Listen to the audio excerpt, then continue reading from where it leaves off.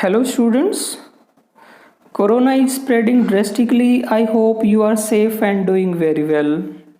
Today we are going to discuss the very first poem from 10th standard Dust of Snow by Robert Frost. Robert Frost एक American poet है and he is very famous for the use of symbolism.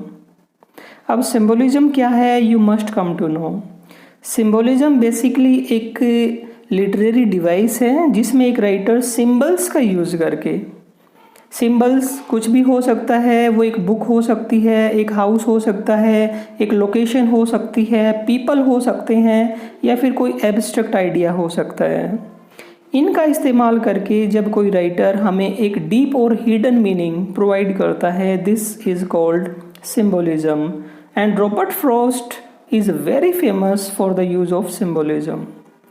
9th class के अंदर आप एक poem पढ़ चुके हैं, road not taken. We have 2 poems in 10th standard, fire and ice and dust of snow. इसकी कुछ और फेमस पोएम्स हैं जो आपको पढ़नी चाहिए. आप पढ़ सकते हैं 2 terms in mud time, stopping by would in a snowy evening. आप पढ़ सकते हैं mending wall, after Apple picking. बहुत रिच एंड फेमस पोएम्स हैं. अब रॉबर्ट फ्रॉस्ट इस पोएम के अंदर हमें क्या मैसेज देना चाहता है ये जानना बहुत ज़रूरी है. This is a very simple and short poem but it has a deep and large meaning.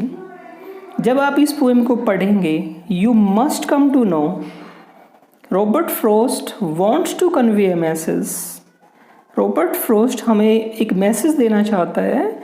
Even a small incident can bring a great change in our life. एक छोटी से छोटी घटना भी हमारे जीवन के अंदर एक बहुत बड़ा परिवर्तन ला सकती है. ये जो पोएम है वो एक ऐसे सीन के अंदर सेट की गई है where the poet is in a bad mood. Poet का मूड बहुत ख़राब है और उसने पहले ही मान लिया है कि आज का उसका दिन है वो वेस्ट जाने वाला है. लेकिन तभी एक छोटी सी इंसिडेंट उसके साथ होती है और उसका रेस्ट ऑफ द डे, बाकी का जो दिन बचा हुआ है वो वेस्ट होने से बच जाता है. अब होता क्या है, पोएट है वो बहुत बुरे मूड में है. अब वो एक हेमलक ट्री के नीचे खड़ा हुआ है. हेमलक ट्री एक पॉइजनस ट्री होता है, जहरीला पेड़ होता है और उस पेड़ के ऊपर एक क्रो बैठा हुआ है, एक बर्ड बैठा हुआ है. उस पेड़ के ऊपर dust of snow, particles of snow show किए गए हैं और वो जो क्रो है वो डस्ट ऑफ स्नो कुछ पार्टिकल्स उस पोएट के ऊपर गिरा देता है. अब ये एक छोटी सी इंसिडेंट होती है लेकिन ये पोएट को बहुत अच्छा फील कराती है और उसका जो मूड है वो चेंज हो जाता है.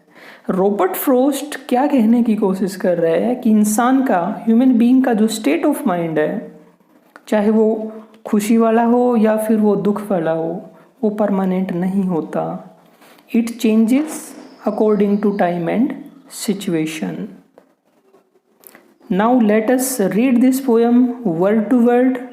उसके बाद हम इसके अंदर जो लिटरेरी डिवाइस यूज की गई हैं, जो फिगर्स ऑफ स्पीच यूज किए गए हैं वो देखेंगे.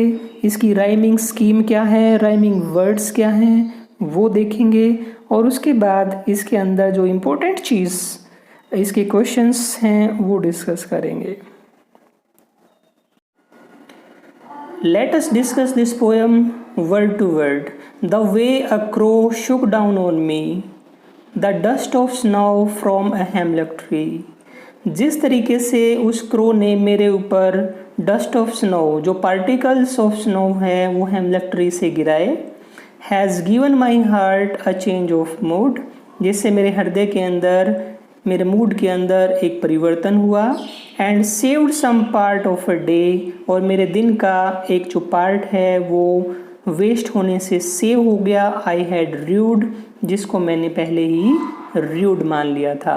rude means feel sad about, hold in regret, जिसको आप पहले ही मान लेते हैं कि ये आपका वेस्ट जाएगा। तो पोएट ने पहले ही मान लिया था कि उसका जो दिन का जो रेस्ट ऑफ द डे है वो उसका वेस्ट जाएगा, लेकिन इस छोटे से इंसिडेंट ने उसके मूड के अंदर एक बहुत बड़ा चेंज ला दिया, जिसके कारण उसका रेस्ट ऑफ द डे है वो वेस्ट होने से बच गया। अब बात करते हैं इसके अंदर पोएटिक डिवाइस की, फिगर्स ऑफ स्पीच की। राइमिंग वर्ड्स जिसकी लास्ट जो साउंड होती है वो मैच होती है, ऐसे वर्ड्स हमारे राइमिंग वर्ड्स होते हैं। अब आप देखेंगे क्रो, स्नो, मी, ट्री, इन दोनों की आपस में साउंड मैच होती है। मी, ट्री हमारे राइमिंग वर्ड्स हैं, क्रो, स्नो हमारे राइमिंग वर्ड्स हैं। हार्ट, पार्ट ये हमारे राइमिंग वर्ड्स हैं। मूड, रूड, इन दोनों की साउंड आपस में मैच होती है, लास्ट साउंड, तो ये हमारे राइमिंग वर्ड्स हुए। राइमिंग स्कीम की if I talk about A B A B, A B, तो बोथ स्टेंजास के अंदर ए बी जो राइमिंग स्कीम है वो यूज़ हुई है। नेक्स्ट इसके अंदर जो एलिट्रेशन यूज हुआ है, एलिट्रेशन जैसा कि आपको पता है अनुप्रास अलंकार होता है जिसके अंदर एक कॉन्सोनेंट साउंड रिपीट होता है। अब इसके अंदर आप देखेंगे हैज़, हार्ट, दोनों में है साउंड रिपीट हुई है। सेव्ड, सम, दोनों में से साउंड रिपीट हुई है। This is the example of alliteration. Next है इन्वर्जन। इन्वर्जन क्या होता है, जब कोई पोएट राइम स्कीम प्रोवाइड करने के लिए सेंटेंस के अंदर उसका जो स्ट्रक्चर है उसके अंदर कुछ चेंज कर देता है, दिस इज कॉल्ड इन्वर्जन। इस पोएम के अंदर रॉबर्ट फ्रॉस्ट ने ऐसा ही किया है, राइमिंग प्रोवाइड करने के लिए उसने सेंटेंस का स्ट्रक्चर है वो चेंज कर दिया है।